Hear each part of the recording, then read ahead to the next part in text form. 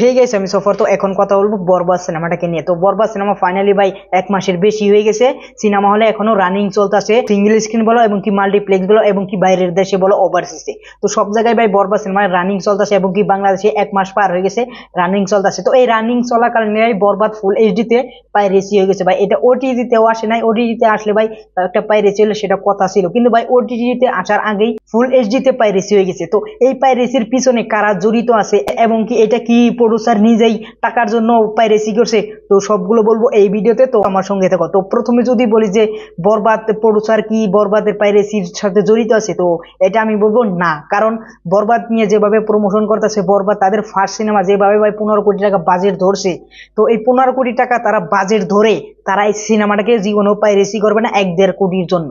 তো 1-1.5 কোটির জন্য যদি সিনেমাটাকে পাইরেসি করে বা কিছু লাখ টাকার জন্য যদি সিনেমাটা পাইরেসি করে, তাহলে সিনেমাটার জন্য ক্ষতি হয়, তাদের ব্যবসায় অনেক বড় লস হতে যাচ্ছে। কারণ এই সিনেমাটা যেভাবে বাংলাদেশে চলতেছে এবং কি বাইরের দেশে চলতেছে, তারা জীবনেও বলবে না যে আমরা এই সিনেমাটাকে ভাই পাইরেসি করে টাকা ইনকাম করব। প্রডিউসাররা 15 কোটি টাকা দিয়ে সিনেমা বানিয়েছে, তারা ভাই এতটা নিজ কাজ করতে পারে না। তো এই নিজ কাজটা কেরা করছে, বরবাদকে ফুল এইচডি পাইরেসি করে, তা ফুল এইচডি 480 এবং কি 360-এও না ভাই, 360-480-তে ভাই হল রেকর্ডিং যেগুলো হয় সেগুলো ভাই, তো টেলিগ্রাম চ্যানেলে কিছু কিছু মানুষ হয়েছে ভিউর জন্য ভাই সেগুলো ছেড়ে দেয়, সেগুলো ভাই মানুষই দেখে। তো সেইগুলো না ভাই ফুল এইচডি তে ভাই টেলিগ্রামে ঘুরে বেড়াচ্ছে এবং কি মানুষের লোকে লোকে ডিএম আছে, ফেসবুকে আছে, সবগুলোই ভাই গ্রুপে গ্রুপে লিঙ্ক যাচ্ছে যে বরবাদ ফাইনালি ফুল এইচডি আছে, তোমরা দেখো।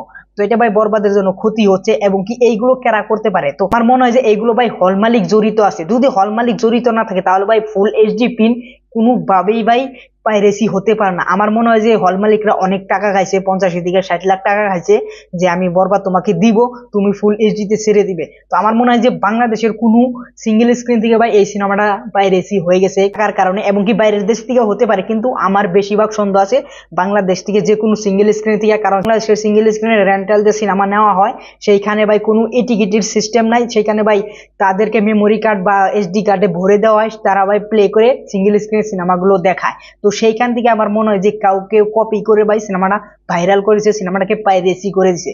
তো এই পাইরেসির জন্য সিনেমার অনেক বড় ক্ষতি হতে যাচ্ছে ভাই। অস্ট্রেলিয়ায় রিলিজ হবে বা অন্য অন্য দেশে রিলিজ হবে, সেখানে ভাই অলরেডি তারা দেখে নিছে এবং কি ইন্ডিয়ায় ভাই প্রচুর প্রচুর মানুষই দেখে নিছে বরবাদ সিনেমাটাকে। ইন্ডিয়ায় যেটা হাইপ ছিল বরবাদ সিনেমাটাকে নিয়ে, মেগাস্টার শাহরুখ খানের বরবাদ নিয়ে ভাই, এটা মারাত্মক লেভেলের হাইপ ছিল। সেইখানে ভাই এই পাইরেসি কপিটা দেখে নিছে ভাই। ইন্ডিয়া যদি রিলিজ করে তাহলে এই সিনেমাটা নিশ্চিত ফ্লপ খাবে।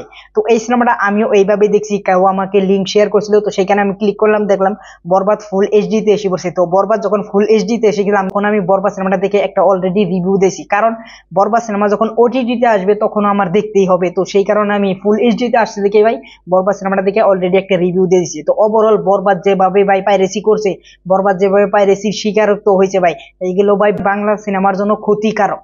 আর ওভারঅল এই ছিল বরবাদের পাইরেসি নিয়ে আমার কথা। আর তোমাদের কি মতামত সেটা অবশ্যই বলে যাবে বরবাদের ফুল এইচডি পাইরেসি নিয়ে, সেটা অবশ্যই বলে যাবে। আর যদি আমার চ্যানেলে নতুন হয়ে থাকো তাহলে চ্যানেলটা সাবস্ক্রাইব করবে। Thanks for watching, by.